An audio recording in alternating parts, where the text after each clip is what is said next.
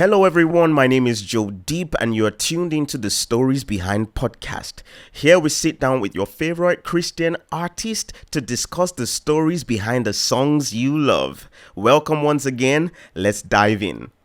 And today I'm here with Kaytez, and we're going to be diving behind the stories of the song I'm Done Writing. Give us a little something. Like sing it a cappella. Maybe let's go where I use auto-tune. I'm done writing. Here's my journal. It's your story now. Lord, it's no more mine. I'm done writing. Here's my journal. It's your story now. When you write the story. see when our beat drops. Yeah. I don't think anybody sees that song coming. Mm-hmm. And I mean it's super worth it that I'm starting, this episode by thanking you for writing the song, like actually for being done writing. I knew you were going to say that. So as is our custom, we're gonna just start by diving into what's the story behind the inspiration of the song. Did you get it, in a dream? Did you get it by being in the restroom? Where did it come? What were the things that, brought this song to life, the idea of the song? Okay. So I was speaking to one of my friends, Ife, I play, and he was emoji. Yeah, Ife emoji, Minister of Joy. So we said, was just talking. He asked me, like, "What's your sound?" And I couldn't answer that question. I just told him, I'm like, I know my voice. I know I have an amazing. I know when I sing, people know Kaytez is singing. But when it comes to sound, I wouldn't say I have a particular sound. For me, songs come per season. And I won't call myself like the typical songwriter that will just wake up, pick a book, and start. I can do that, of course. But most of the songs I get come from where I am at that point in time. So for this particular song, what I usually do during my prayer time, I would just play like soft pad and have like extensive worship sessions. From those sessions, I can get like 4 or 5 songs. That's cheat mode proper cheat mode for a lot of you now. I'll get a lot of songs in that process. So I think that day, I had a phase, an artist phase where it felt like, just do music. Once you go to the studio, record, drop your song. Before you know what's happening, you're going to top the charts. Your song will be everywhere. You win boom, Grammy. Boom, boom, boom. You win. You win Grammy and all that. So it felt like I had given so much. I was doing music consistently. I had given so much. I didn't have a job. There was nothing. Mm-hmm. My mates were doing so well in companies. They had gone far. Mm-hmm. I mean, I remember in secondary school, my dream was that at 25, I should have achieved a lot. Including marriage. Actually, 25 was even late. I was supposed to be married at 24, in quotes. But it just felt like I had done too much and I was expecting a reward. Yeah. I just felt like, okay, God, you know what I've done? I've prayed, I've studied, I've worshipped, I've written songs, people are blessed, but where's my own? Do you get? Yeah. So you're trying so hard to write your story out. Exactly. And it wasn't coming to pass, like being 25 and being your wife and your first child. Being 25 and not having money. And blown artists. And now you're there and it's like, this is not exactly. And the funniest part is, most people don't talk about this part, but then, I I have my brothers, like Christian brothers that you'd see. You just wake up, come out on Instagram, and the next thing you see is, "Hi guys, thank you so much for 500,000 streams." Bro, we don't worry about streams here. When you have rivers of streams of living water flowing out of you. So for me, I'm just like, of course, I'm happy for them. I'm always grateful. Like, but you want yours. I'm just like, when would it happen? Like, everybody keeps saying work, keep on doing, keep on going. When will my turn come? But then at that point in time, I felt like I wasn't the one singing. I wasn't the one writing that song because it felt like God was singing for me and telling me what I should do. So the part was playing and I just started singing, I'm done writing, here's my journal. And the way you hear the song is exactly this where I got the song. Yeah. From Here We Go Again, I'm walking too fast. on some days I'm slow, and you're way ahead of me. So it's just like I know, Lord, hold me by your hand, because if God holds me, whether we are moving or not, I'm with God. So whether we're ahead or God says let's go back let's take some steps back, I'm fine. So I started singing that, and then just moved to the point where I said, when you write the story, everything aligns. So everything in that song came in one stretch. It wasn't like I had like different parts. I just was singing. I had a voice note. I sang everything, and then I started to work on it. Started to build. Yeah. Just before you jump into working on it, I think one of the things that is very clear, and the listeners will agree with me, is the first thing that kind of hits you when you are listening to the song is just the idea of surrender. And so just hearing where it's coming from in the personal way, because as a songwriter, you can write by looking at other people and then just speaking to them for where they are. But to see, you just speak about these things, which I think a lot of people can relate. A lot of people try to write their story, and they try again and again, and it leads to this frustration, and this song, I feel like it can do that work for them, where it's like, you know what, like I surrendered, and like God, I like the fact that you pointed out that it was like God was singing through you to tell you what to do. You're right. And then people can feel that same surrender just by flowing with song. I did feel the sense. I remember the first time you sent it to me, guys. I get privileged listens every now and then, and so I think I've always just fallen in love with the wordings of the song. Me, I don't overhype. If I don't like something, my whole being just show it. And so I really love it, bought into the idea of the song from the get-go. Thank you for writing it. But now that we know where the idea kind of came from, the cheat code of just playing worship music, I'm going to try that one. And then I'll just take like all the 10 songs that come from, so I just ship it, dish it out. So after we are deep, that won't be what? Wow, shallow.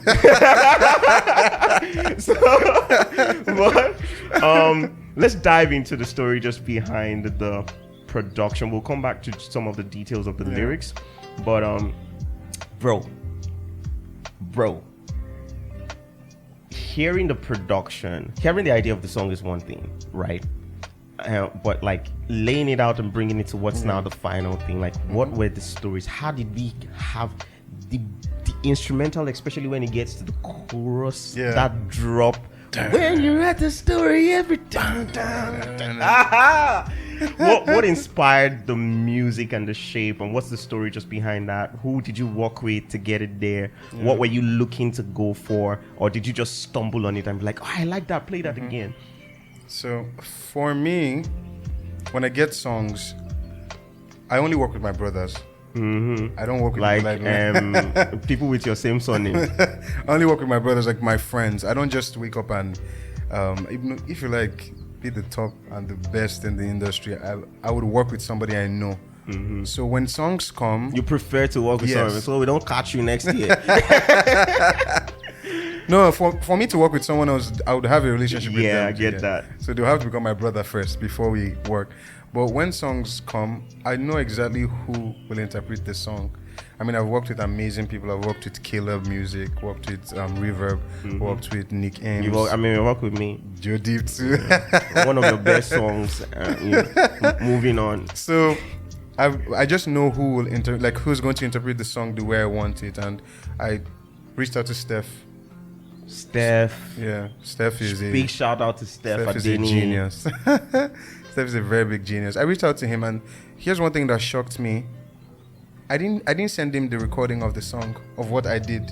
The same way I wanted the song, like from when you write the story, every bam, he interpreted the song exactly the way I wanted it. And the thing is, work with somebody who doesn't want to shove their own opinion on you. We worked on the song together, step by step from verse. I'm like, okay, this is the intro. He's doing the intro. I'm like, I like this. I don't like this. If I tell him I don't like this one, he will put it off. He's like, okay, let's do not. Oh no, this is it. I'm the producer. You're the artist. You must listen to me. And so working with him was a very beautiful experience, and there was no stress at all. We were able to collaborate well enough. So I believe we had like the same mindset, so it was easy for us to just come together and okay, this is what I want to do, and we're able to achieve it. That's incredible. So Steph, like, there wasn't like an extra horns person playing horn. Nope. There wasn't another. We had one. playing. We had so for the other credits on the song, we had Abe drop D, the rock guitar feel. The when you write a story every time at the end, the original rock star. I don't think anybody can do rock like Abe. For us musicians. Abe is something else. When I sent it to him, and he didn't even hesitate. He's just like, okay, bro, I'll send you something soon. At the end of the song, there was this for the last chorus, when you write the story every time. I was looking I for feel that. like in a concert I'm going to do, he will have to be there, and we're just going to be like, when you write a story every time, when you write a story every time. We just stay there for a while. So Abe interpreted the song well, really well, and then I had some people do BGVs as background vocals on the song. The beautiful. Yeah, I had Benis, I had Dabira, I had Goodness, I had Daniel. Yeah, I had amazing singers, outburst artists and worship leaders on the song. Who else? Then Reverb, of course. Reverb has been my producer for my mixing engineer for quite a while. Yeah. And we Big sat down. Shout out to Reverb. Yep. We sat down on this song. At first, would mix this one. Steph is not okay with it. When they mix it to Steph's taste, I'm not okay with it. Everybody just wanted their own parts to come out, and we had to come to a point where I'm not hearing my guitar. I'm not hearing my trumpet. Like at some point they toned down Abe's guitar, and I'm like, nope, I want that thing. It must be there in the song. And we all just came to a point where like this is the perfect mix for this song. And yeah. Where the drums picked up, was that who played the drums Steph. in there? Steph, the beautiful thing about it is Steph has been playing keyboard since Babcock. Like, You mean keyboard that wasn't drums. like live drum? No, he used his keys. So you know they don't play drums in Babcock. So he had to play drums on keys in church. That's how he started playing them. So he's the one that did the drums, everything. That's so cool. That's so cool. Now I want you to let me know, because I know usually some songs are different from the other. Was there anything in the creating of this song? Was there anything that you did differently that you haven't done like on other songs? Like, did you drive fast, or something?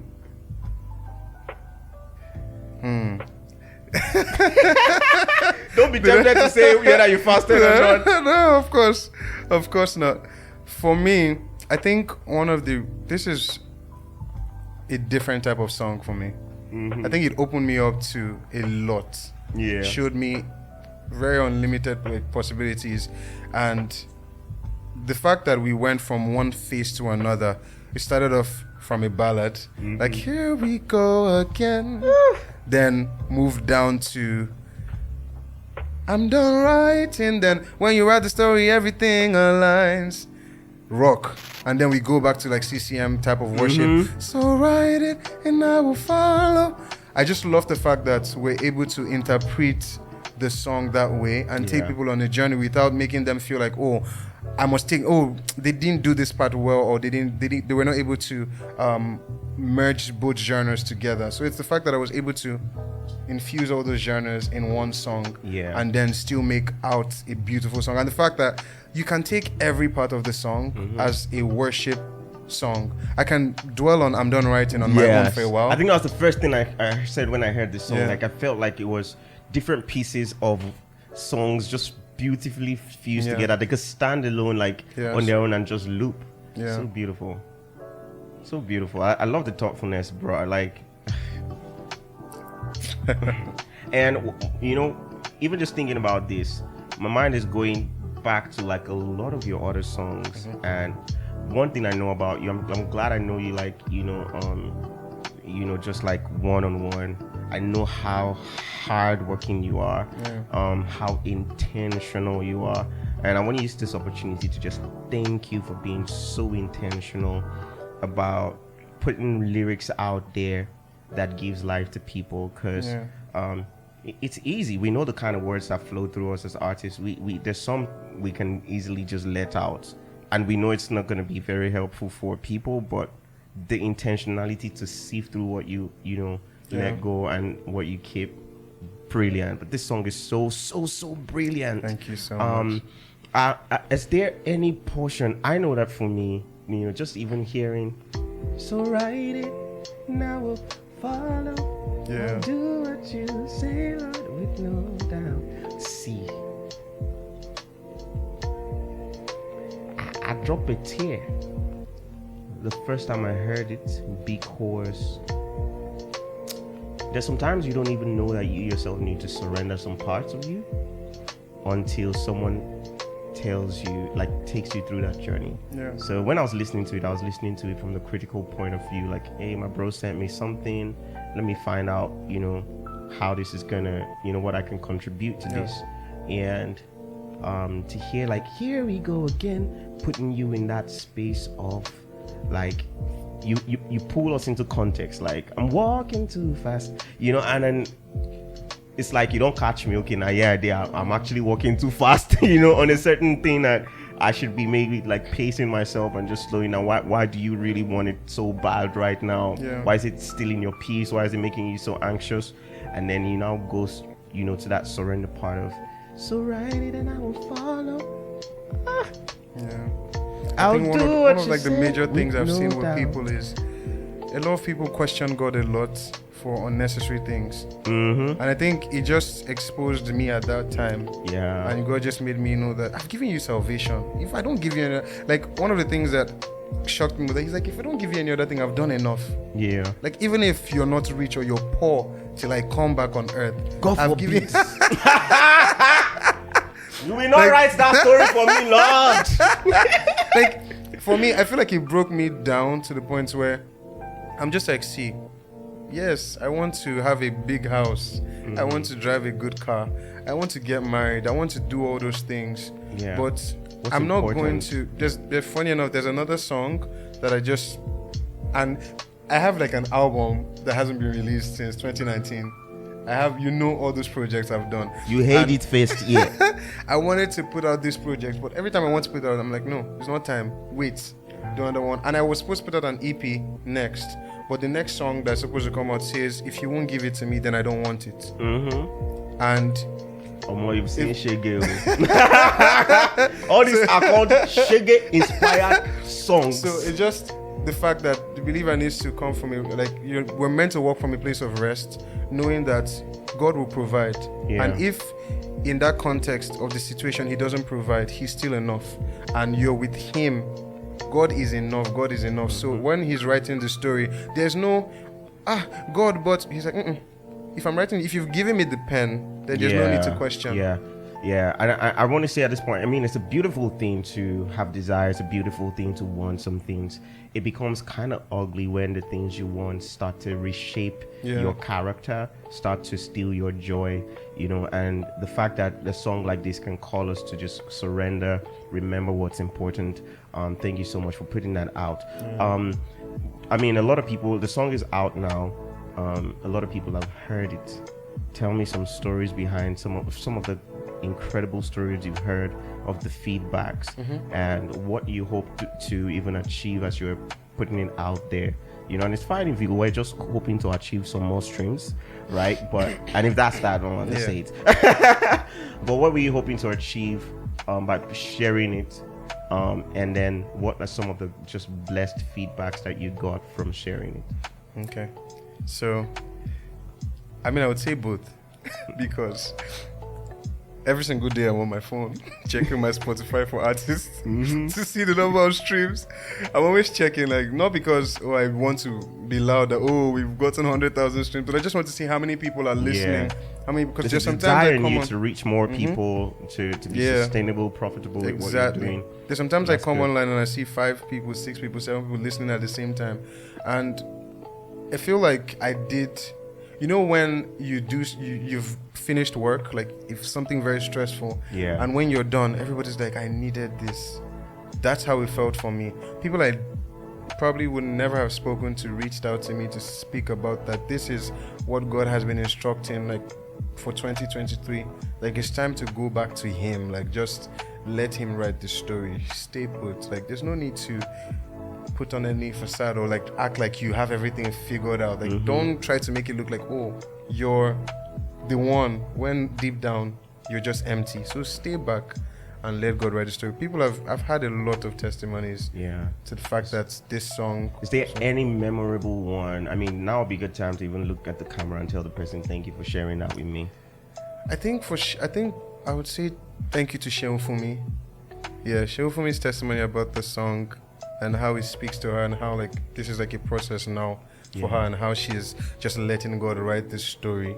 Yeah. And every single day of her life, like it's no more like it feels like she's taking it step by step. No more, let's look at the wild view, but you're taking it step by step. I'm letting God write it day by day. So I think stuff like that touched me a lot. And then some other people, to my friends, my friends actually reached out to me. My close friends reached out to me telling me this song blessed them. I remember they were like, Kaytez, you died. But they were not, I knew that it was not just an ordinary song. Yeah, I knew, piece of music. Yeah, I know that it's something this song is going to like stand the test of time, because the moment you start writing your story, then you're in trouble. You get, so if we're on earth, even when we get to heaven, like God is still going to be the one that's writing our story. I mean, he's the one that's making us perfect. He's the one doing everything. I mean, I'm not going to put you on a real tight spot. So when you're saying writing your story, like don't write your story, let God write your story. Are you trying to are you saying that people should not have any responsibility in making anything happen? Oh no, of course not. So I mean, for me, I do a 9 to 5. Yeah. Like anything I have to do, I will work. God will even slap me and give me back the pen. So if I'm I'm like, not God, I'm not going to write my story. I'm not going to apply for a job. I don't want to write the story. I'll be like, who is this? I'm not going to eat breakfast, lunch, and dinner. You are my health. No. Of course, like writing the story is just not making anything mammon.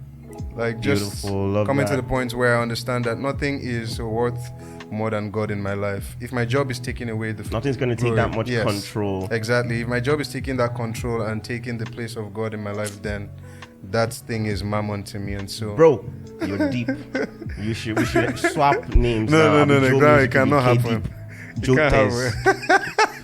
Thank you so much for sharing the stories behind I'm Done Writing. Yeah. Everyone, I want you to go look for I'm Done Writing. Look for Kaytez online. Check. There's so many everywhere. Kaytez. Yes. And stream I'm Done Writing. Can you plug one other song? It doesn't have to be like a favorite. One other song that you feel like, hey, there's juice here, there's story here. I want you to pay attention to the lyrics, especially. Yeah. I think Moving On.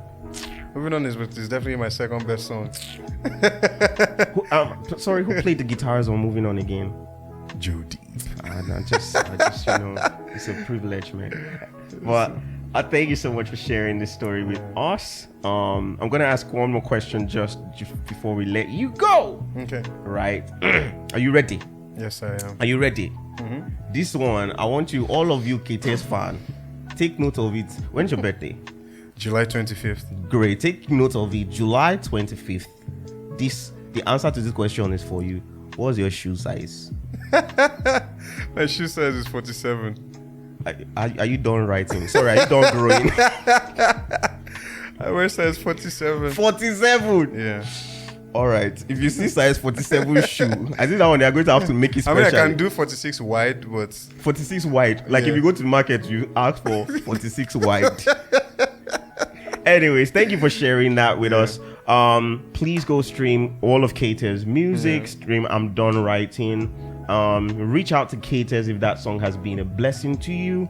And if other songs have been a blessing to you, disturb him to find out the stories behind other songs that you love. They're open to sharing.